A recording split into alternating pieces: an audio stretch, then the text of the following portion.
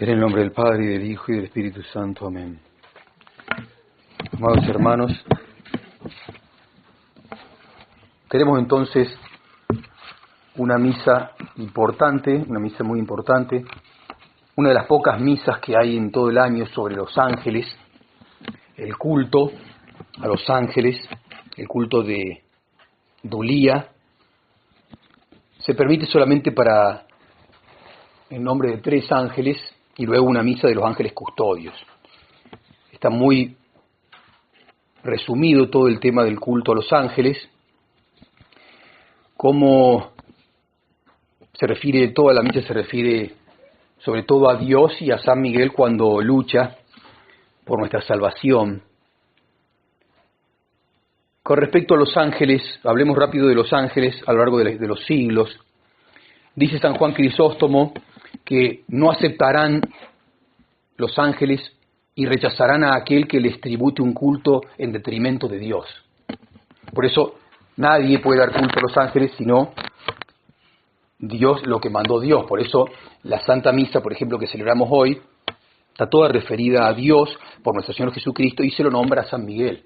Pero es muy cuidadoso todo eso y por eso siempre la Iglesia buscó de que nunca se cambie eso, para que no pase a ser una superstición. Entonces, como decía San Juan Crisóstomo, no aceptarán los ángeles o rechazarán a aquel que les tribute un culto en detrimento de Dios. Precisamente toda la función de los ángeles es la de conducir a la humanidad al culto del único Dios verdadero y asociarla al trisagio, santo, santo, santo, por el cual confiesan su supereminente santidad.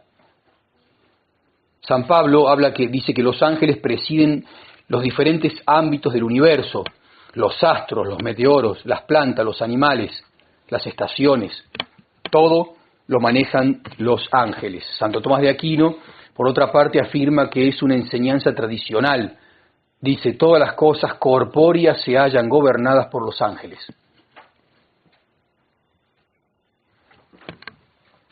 El gobierno inteligente y fuerte de que da testimonio todo el orden del cosmos, del cielo y de la tierra, pueden muy bien tener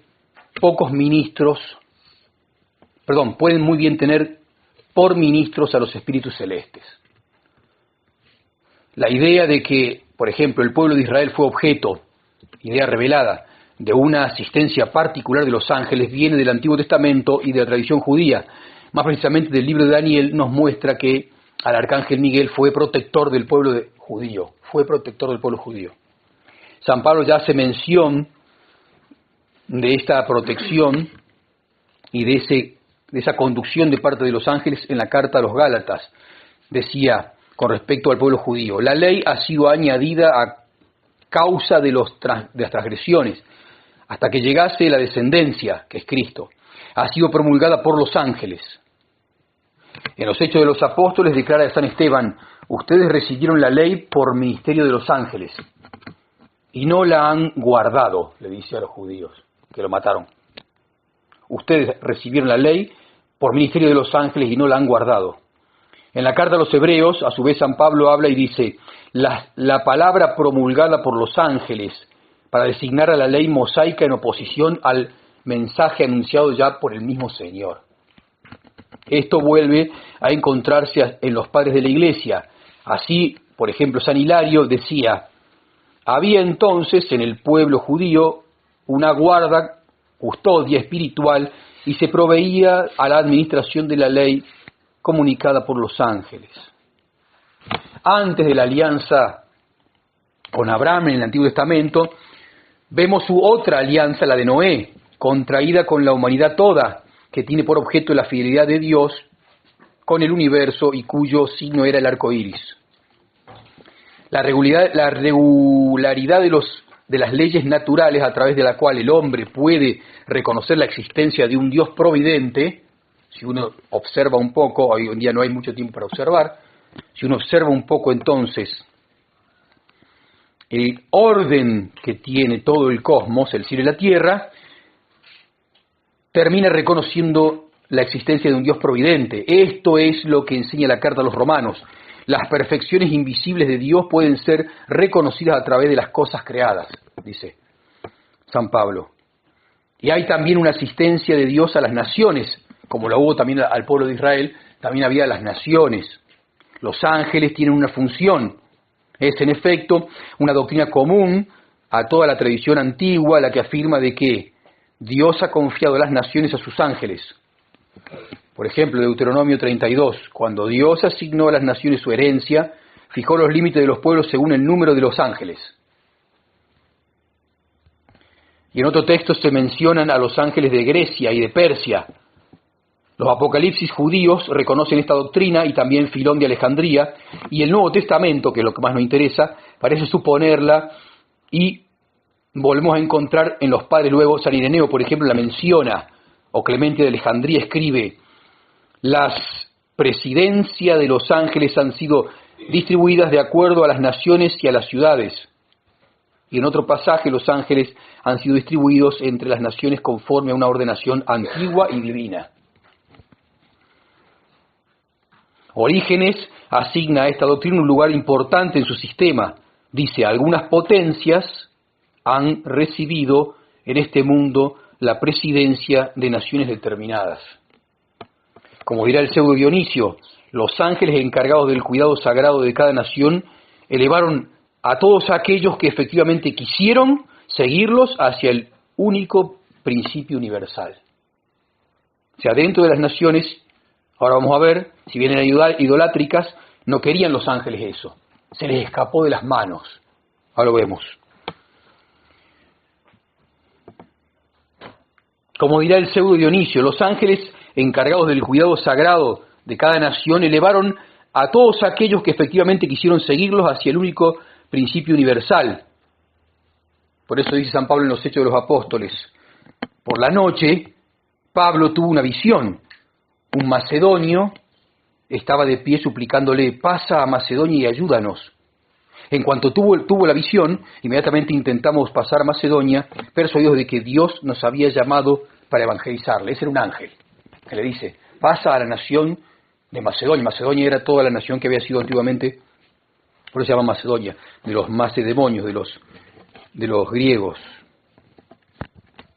Un ángel le avisa a San Pablo que pase a evangelizar a Macedonia. Y la primera ciudad que evangelizan es Filipo. Filipo era el padre de Alejandro Magno, por eso se llama Filipo la ciudad. Esta manera de obrar es puesta de manifiesto por la alianza de los judíos, por la legislación de los griegos y por la enseñanza de la filosofía. Y vincula directamente esto a la doctrina de los ángeles de las naciones. Decían los filósofos antiguos cristianos: Dios ha dado la filosofía a los griegos por medio de los ángeles inferiores. En efecto, por una disposición divina y antigua, las naciones han sido distribuidas entre los ángeles. Incluso la sabiduría del derecho romano, las verdades de orden filosófico alcanzadas por Platón, Aristóteles, todo eso les ha venido de la providencia de Dios único, que actuaba a través de ministros del ministerio de los ángeles. La providencia universal del único Altísimo había confiado para su salvación todos los pueblos a los ángeles, encargados de conducirlos hacia Él. Leemos en las Escrituras que hay príncipe de cada nación, y el contexto muestra bien que se trata de ángeles y no de hombres. Son esos príncipes y las otras potencias de este mundo los que tienen cada uno una ciencia, cada uno su ciencia y enseña su doctrina. Es de notar también la alusión de Orígenes a la religión astral de los caldeos, de los astros. Vuelve en otro pasaje sobre este punto, decía la religión astral de los astros, que los exponentes que habían quedado, los pocos que habían quedado sanos, eran los reyes magos. La religión astral ha sido dada por Dios a todos los pueblos que existen bajo el cielo, salvo a aquellos que Dios ha querido reservarse entre las naciones como su porción elegida. A los otros le hablaba por los astros. Es particularmente en este sentido como los padres de la Iglesia han interpretado la religión de Abraham antes de su conversión, que era caldeo, lo que para ellos significaba que adoraba al verdadero Dios a través de sus manifestaciones en el cielo estrellado. En efecto, estos objetos, que tienen un rango eminente en el universo visible, atraían hacia lo alto, como el sol y la luna y las estrellas. lo más cerca posible y como en el vestíbulo del Rey del Universo. Los ojos de los que los veían y a través de su grandeza y su belleza los llevaban a contemplar por analogía al Creador del Universo. Ciertamente, dice el divino apóstol, desde la creación del mundo las realidades de Dios son vistas a través de las cosas creadas. Se puede notar la vinculación que establece Eusebio de Cesarea entre la religión astral y el texto de la carta a los romanos. Para él, no se trata de una adoración de los astros, ni del cosmos mismo, sino de un conocimiento del Dios creado a través del movimiento del cielo. Es lo que expresa Lactancio en la misma época que Eusebio. Dios, describe, ha encendido el sol, luz única, brillante, como argumento de su única majestad. Por eso el sol es uno.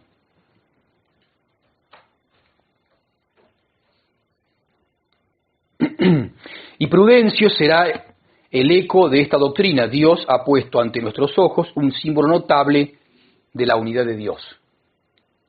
Pero de hecho, el estudio de las religiones nos muestran que en ninguna parte ha tenido éxito el ministerio de los ángeles. Si bien contienen partículas de verdad, todas las religiones del mundo anterior a Cristo fuera del judaísmo, se hallaban profundamente pervertidas. ¿Y a qué se debe todo esto? El pseudo Dionisio responde: hay que responder que los ángeles cumplieron con toda corrección su función de tutela, y que no es culpa de ellos si las otras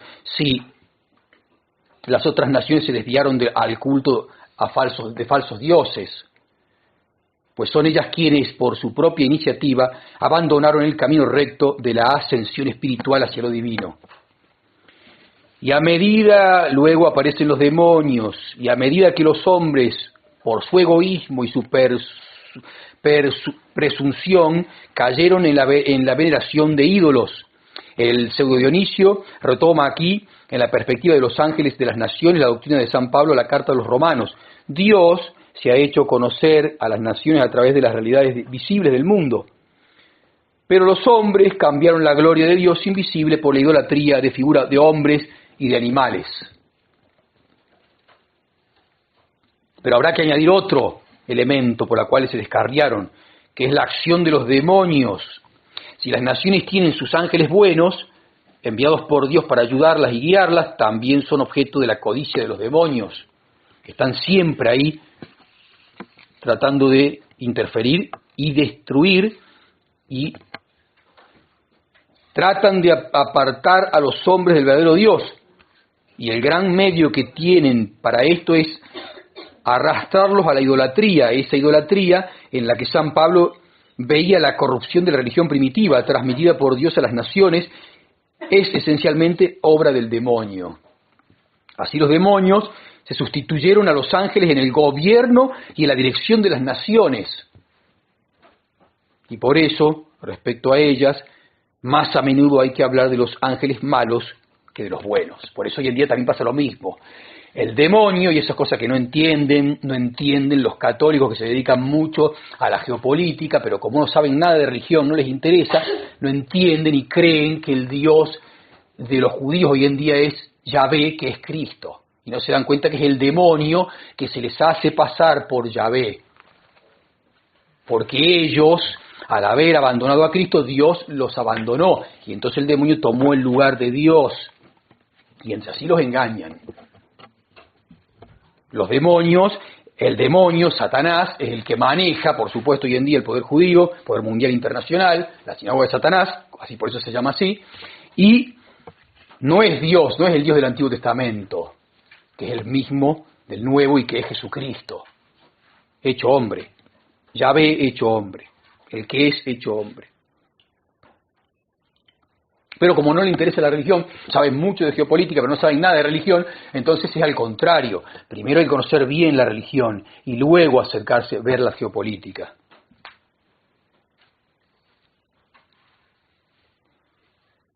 Así, por todas partes los vestigios de verdad se hallan profundamente corrompidos por la idolatría, como hoy en día. Solo allí donde han encontrado los ángeles almas totalmente abiertas a la luz de Dios, han podido los ángeles cumplir su misión y conducirlos al conocimiento del verdadero Dios a través de revelación cósmica. De estas excepciones existen un ejemplo, por ejemplo, eminente, Melquisedec, que adoraba al Dios verdadero. Los padres de la Iglesia nos presentan los tiempos que preceden a Cristo nuestro Señor como tiempos que acusan un incremento muy fuerte del poder de los demonios. Los vestigios de la revelación monoteísta, comunicada a todos los hombres por el ministerio de los ángeles, se esfuman ante la proliferación de las idolatrías demoníacas, aún en la porción de Dios, aún en el antiguo pueblo de Dios. La ola de pecados no cesa de crecer. Los ángeles a los que habían sido confiadas las naciones son impotentes para impedir el desborde del mal. Antes de la venida de Cristo nuestro Señor, los buenos ángeles poco podían hacer para provecho de aquellos que les estaban confiados.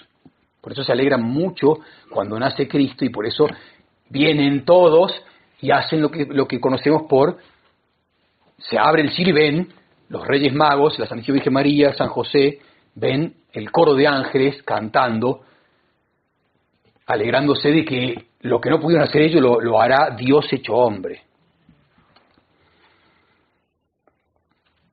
Cuando el ángel de los egipcios ayudaba a los egipcios, apenas si algún prosélito creía en Dios. Y lo mismo dirá San Juan Crisóstomo, Dios hacía todo lo posible mediante sus ángeles, pero nada mejoraba. Los pueblos, unos de una manera y otros de otra, eran aguijoneados por los malos demonios y caían en un espantoso abismo de vicios. Aún la misma familia de los judíos se veía arrastrada por la corrupción de las naciones. Se ha de notar, como nota Eusebio sobre los ángeles, desalentados ellos por no poder hacer nada por los pueblos paganos, se contentan con administrar el cosmos visible. Los llena de, aunque no podían, pero de aflicción no poder hacer nada por los hombres. En medio de esta situación desesperada, cuando el Verbo se encarna, para venir en auxilio de los ángeles también, salvar a los hombres y auxiliar a los ángeles. En efecto, Eusebio continúa diciendo, cuando tal cantidad de males eran perpetrados por los malos demonios y su jefe sobre la tierra entera, sin que ninguno de los ángeles responsable fuese capaz de oponérsele, el Señor del universo, acatando la orden del amor del Padre, cuando la familia que le es querida rodaba por los abismos de la iniquidad, envió primero débiles rayos de su propia luz por medio del profeta Moisés y de los que le han precedido. Pero como ningún hombre entre los que vinieron después de él aportaba remedio de los males de la vida y la actividad del demonio sigue creciendo, entonces el Salvador mismo vino a los hombres como médico, trayendo auxilio a sus propios ángeles para la salvación de los hombres. También los ángeles, encargados de las naciones, acogen con alegría la venida del Salvador. El misterio angélico de Navidad es ante todo el de los ángeles de las naciones que rodean al niño Dios, venido en auxilio de los pueblos paganos que le habían sido confiados y a los cuales esos ángeles prodigaban su asistencia. San Hilario reúne acerca de este punto los datos del Evangelio cuando escribe: cuando Cristo descendió para asumir la naturaleza humana, fue acompañado por una asistencia celestial. Cuando la buena nueva es anunciada a la Santísima Virgen María, cuando los pastores ven la asamblea celestial y oyen sus voces, cuando después de la tentación del demonio los ángeles les sirven, así el cielo se inclina, cuando la virtud y el honor de los seres celestiales se abaja hacia las tierras. Ya Orígenes había mostrado a los ángeles presurosos por descender con el Verbo. Cuando los ángeles vieron al príncipe de la milicia celeste habitar en los lugares terrestres, entraron por el camino que él había abierto, siguiendo a su Señor y obedientes a la voluntad de aquel, con mayúscula, que los distribuye como guardianes de los que creen en él. Los ángeles están al servicio de tu salvación, han sido concedidos al Hijo de Dios para servirlo, y dicen entre ellos, si Él ha descendido a un cuerpo, si se ha revestido de una carne mortal, no podemos quedarnos sin hacer nada. Vamos, ángeles, descendamos todos al del cielo, Y fue así como había una multitud de la milicia celestial que alababan y glorificaban a Dios cuando nació Cristo. Todo está lleno de ángeles, como hoy en día también en la misa, lleno de ángeles, no lo sabemos. Por eso, poco culto al ángel, el que manda a la iglesia y nada más. Gabriel, el ángel Gabriel, San Gabriel, no ha podido conocer los misterios sino por el Espíritu Santo, escribe San Basilio, pero es a ello a quienes se reveló primero, para que sean sus mensajeros, aún en lo que concierne al misterio divino del amor de Jesús a los hombres, fue él, San Gabriel, el primero de los ángeles quien recibieron el misterio. Él le anuncia a la Santísima Virgen María la encarnación, antes que la Virgen, lo sabía. Fue San Gabriel igualmente quien hizo saber a la Santísima Virgen María, que en ella se cumpliría el misterio de la indecible encarnación. Un ángel también instruyó a San José acerca del pleno y verdadero cumplimiento de las promesas divinas hechas a su abuelo David. El ministerio de los ángeles, junto a la humanidad del Verbo, se extiende desde su nacimiento hasta su pasión y ascensión, sobre todo. Pero hay un misterio en el cual los ángeles no pueden servirlo, y es el del descenso a los infiernos. Solamente el Señor de los ángeles puede descender al dominio de la muerte para destruir el poder del jefe de los demonios, la muerte. Es lo que explica Eusebio al comentar el versículo del Salmo y las palabras del Señor de la Pasión. La tribulación está cerca y no hay nadie para ayudarme, dice Cristo nuestro Señor, pero lo dice 1000 años antes, lo escribe Salomón en los Salmos.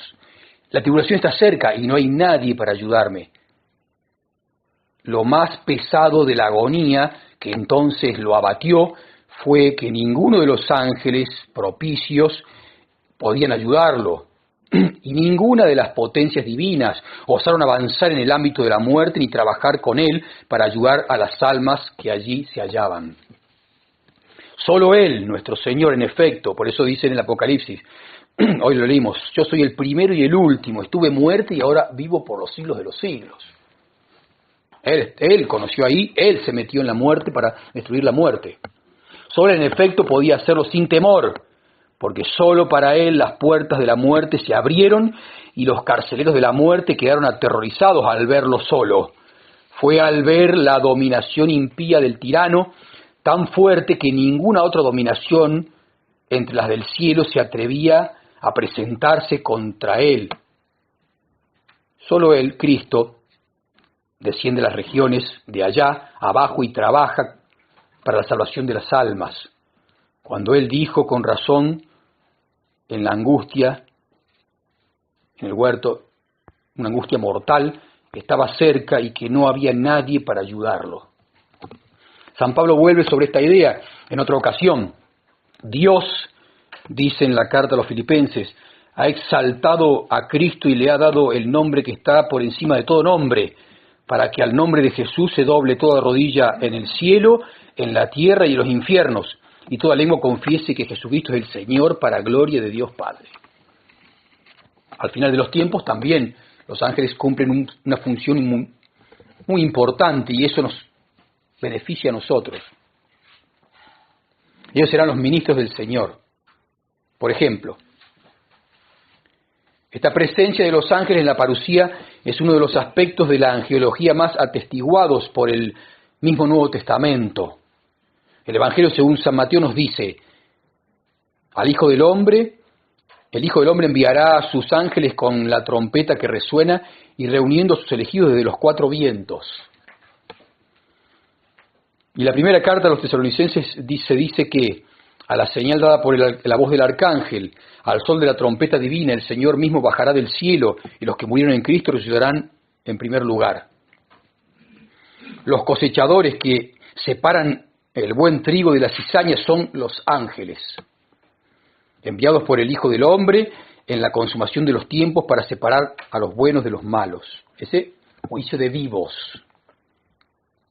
Los ángeles asistirán al juicio final también, cuando el Hijo del Hombre, al final, venga en su gloria con todos los ángeles con él. Entonces se sentará en su trono de gloria y todas las naciones se congregarán delante de él y él separará a los unos de los otros. Así los ángeles se nos presentan asociados a los diversos momentos del drama escatológico. Son los ministros de la resurrección de los muertos, los que reúnen a los elegidos, son los que separan a los justos de los pecadores. Interesante, separan a los justos de los pecadores, ya lo van haciendo. Y también van reuniendo a los elegidos. Cirilo de Jerusalén nos muestra a los ángeles reunidos, reuniendo por una parte a los pecadores, rodeados por los ejércitos celestiales, no podrán escapar a ninguna parte. Pero, por otra parte, reúnen a los justos. El Rey de la Gloria, que es escoltado por los ángeles y que comparte el trono del Padre, no despreciará a ninguno de sus servidores, a fin de que los elegidos no sean confundidos con sus enemigos. Enviará a sus ángeles al son de la trompeta y ellos reunirán a los elegidos desde las cuatro direcciones. La misma idea reaparece en San Efrem. Entonces los ángeles serán enviados para ir a todas partes y reunirán a los elegidos desde los cuatro vientos, según la palabra del Señor.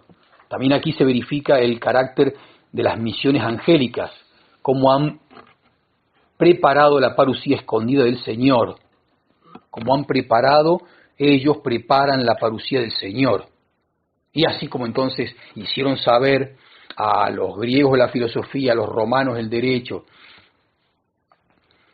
y la ley a los judíos, también hará en estos tiempos finales, prepararán a los elegidos para la parusía.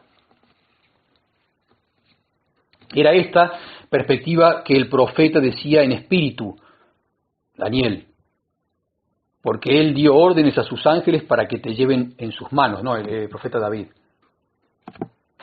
Fíjense esta frase, porque él dio orden a sus ángeles para que te lleven en sus manos. Esa es una cita del Salmo 90, que el demonio, mal exégeta, lo quiere engañar a nuestro Señor con esa cita. Todo este salmo se aplica a los justos más que al Salvador. Uno se va a dar cuenta, el demonio no sabía, y le dice, tírate del pináculo del templo. Total, dice en el Salmo 90, Él no permitirá que tu pie tropiece contra una piedra. Y Cristo le dice, no tentarás al Señor tu Dios. Ese salmo no es para mí, es para los elegidos. Todo este salmo se aplica a los justos más que al Salvador. San Pablo, por el mismo misterio, confirma que algunos deberán ser transportados por los ángeles sobre las nubes. El arrebato. Pero nosotros, los que todavía vivamos, seremos arrebatados con ellos sobre las nubes para ir por el aire al encuentro de Cristo. Los ángeles se van a encargar de eso. Terminemos diciendo, recordemos este pasaje del Apocalipsis. Yo, Juan, fui el que vi y oí todo esto. Y cuando lo oí y vi, caí a los pies del ángel que me había mostrado todo esto para adorarle. Pero él me dijo, no, cuidado. Yo soy un siervo como tú, y tus hermanos, los profetas, y los que guardan las palabras de este libro. Claro, porque San Juan no sabía todavía. Recién la Iglesia es la que, por medio de sus autoridades, es la que da el culto verdadero a los ángeles, el culto de Dulía. No se podía todavía. No todo ángel tiene que ser motivo de culto, como no todo hombre es motivo de culto. Por ejemplo, no se puede rendir culto de Dulía al Padre Pío, pero sí a otro Pío, San Pío X, porque así lo manda la Iglesia. Diferencia entre ángel y ángel, y entre hombre y hombre. No todos son para rendirle culto de Dulía, tampoco no todos los ángeles, por eso la Iglesia solamente es muy parca. Solo culto de Dulía a San Miguel, a San Gabriel, a San Rafael y a los ángeles custodios, nada más. Y en estas misas se acuerda de todos los ángeles. Lo mismo pasa con los hombres. No todos son santos de altares. Por eso. Entonces, cuidado, le dijo el ángel. No está definido el culto a los ángeles todavía. No se puede rendir culto a cualquier ángel, solo a los que Dios quiere, como a San Miguel, como tampoco se puede rendir culto de Dulía a cualquier hombre. Tenemos el culto a San Miguel, a San Gabriel, a San Rafael, a los ángeles custodios, y en las letanías de los santos rogamos a todos los santos ángeles y arcángeles y a todas las órdenes de los espíritus bienaventurados que rueguen por nosotros. Eso es lo que permite la Iglesia y nada más. Lo demás no está permitido. Terminemos asegurándonos con el culto verdadero, ganándonos la confianza y la amistad de los ángeles, sobre todo de San Miguel, San Gabriel, San Rafael y los ángeles custodios, que los tenemos muy cerca. Como decía un santo, si uno tiene que tener alguna veneración por algún santo, tiene que ser santo el ángel de la guarda, que otro santo no sabemos si se encarga de nosotros, pero sí sabemos que el ángel de la guarda lo puso Dios para que se encargue de nosotros. Él son los que están más cerca de ellos. Yo os digo, dijo Cristo, por todo el que se declare por mí ante los hombres, también el Hijo del Hombre se declarará por él ante los ángeles de Dios. Pero el que me niegue delante de los hombres será negado delante de los ángeles de Dios, que son los que se encargan. Si uno lo niega, los ángeles lo niegan, lo alejan de la preparación de la parucía y de la preparación. Si uno niega a Cristo, los ángeles no lo reconocen. Entonces, nosotros hagámonos entonces amigos con este culto verdadero, culto que permite la Iglesia, de San Miguel, San Gabriel, San Rafael y sobre todo de los ángeles custodios, que viene dentro de poco, el 2 de octubre, Día de los Ángeles Custodios. Pidámosle entonces a la Santísima Virgen María que nos concede esa gracia. Tenemos el culto verdadero, culto de Dulía a los ángeles, pero muy, muy escueto. Solo el que manda Dios. Por eso siempre se buscó nunca tocar la liturgia, nunca tocar la liturgia. La liturgia es una cosa que está hecha por Dios, por hombres movidos por el Espíritu Santo. Cuando le empiezan a tocar, se empiezan a meter cosas de los hombres y entonces así ya el culto no agrada a Dios. Pidámosle entonces a la Santísima Virgen María, nosotros que tenemos el culto verdadero, nos conceda la gracia de hacernos amigos. Y dice aquí, ¿no es cierto?, que uno se hace amigo de los ángeles declarando ante los hombres al Hijo del Hombre, a Cristo. Cada uno sabrá cuándo puede hacerlo y qué posibilidades tiene. En nombre del Padre, del Hijo y del Espíritu Santo.